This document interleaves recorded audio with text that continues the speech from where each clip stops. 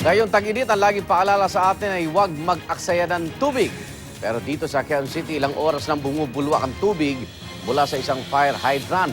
May live report si Jay Sabal. Jay.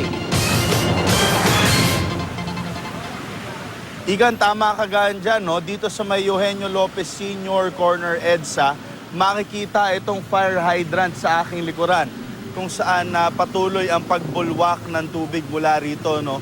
Ayon dun sa nakausap nating security guard na si Joseph de la Peña sa katabing building, bandang alauna daw ng madaling araw nang may may truck ng bombero na nagpunta rito at nag-refill ng tangke nito.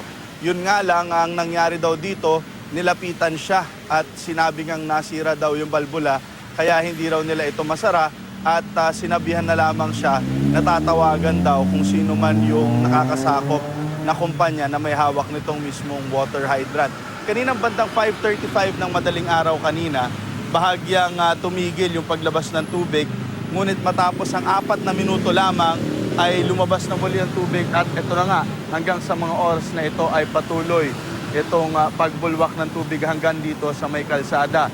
So normally, no, yung mga sasakyan na pumapasok dito mula EDSA ay tuloy-tuloy lang.